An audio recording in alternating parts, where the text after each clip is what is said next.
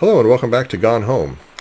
And if I remember correctly, based on my previous playthrough of the game, this should be the final session. We're almost done. We have discovered that there's a secret passage here. That Samantha and Lonnie were doing something the night before Lonnie left, which is like right before Katie shows up. What's this? Grab book. Possession and exorcism. Interacting with the supernatural and releasing unwanted spirits. The direction of spirit possession.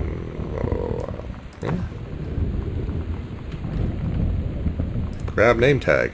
Oscar, Mason's Pharmacy. Grab photo. Photo of Oscar Mason. Chalk. Grab box. Honey snaps. Fuel for winners. So it looks like they were trying to exorcise the spirit of Oscar Mason. So we haven't really found out what it meant by psycho house, like who's the psycho. Oscar apparently did something that alienated him from his family. There was that safe downstairs that had morphine and other drugs in it, like old stuff that might not even be good anymore. And here's a key. The sunset light in this house is the saddest thing I've ever seen. I just want to sleep. When I'm in the attic, it almost feels like Lonnie could still be here. She's just downstairs. I'm just waiting to hear her pull down the hatch and come running up. Maybe I'll go up to the attic and wait.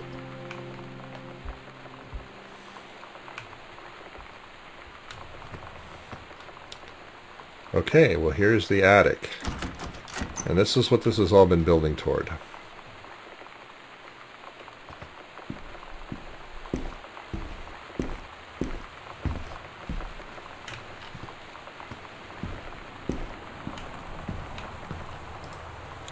Sam, I'll always remember what we had. Stay strong, kick ass, I love you, Lonnie. Oh my God. Katie, I fell asleep in the attic, in Lonnie in my old spot, and I missed the first 2 calls. I just barely caught the third one before the machine got it. And it was Lonnie, on a payphone. She'd been on the bus to Basic, and she said she couldn't think of anything but me and us, and that she couldn't go through with it, with the Army and being apart and all of it. And so she got off the bus in Salem. She said, "Sam, I want you to pack up everything you can and get in your car and come find me. And let's just drive until we find somewhere for us." And she asked me if I could do that. And I said yes. Yes.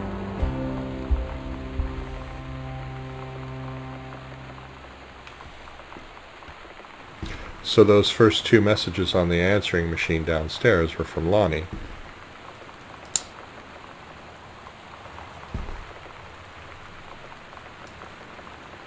Her uniform. So red light. So this is the dark room. You have the chemicals here. You can really hear the wind and rain outside. Read letters to Katie.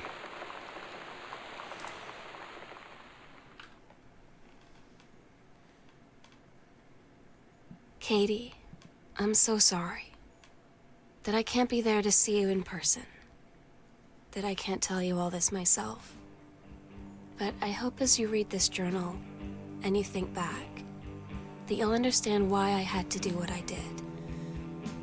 And that you won't be sad, and you won't hate me, and you'll just know that I am where I need to be. I love you so much, Katie.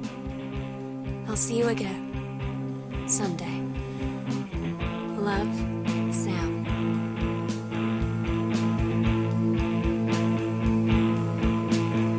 I love you so much you could hold me.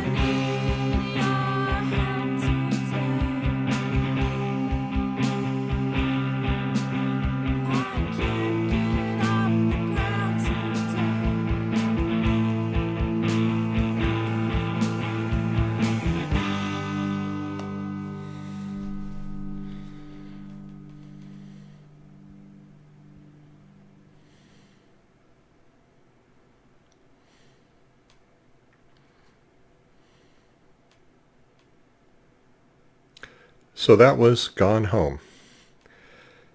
I love games like this because there's several reasons. One, they're relatively short, so you can consume them even in a single play session. I basically played through this whole game straight through, just breaking it up into several recording sessions. But the other thing I love about a game like this is that it subverts your expectations.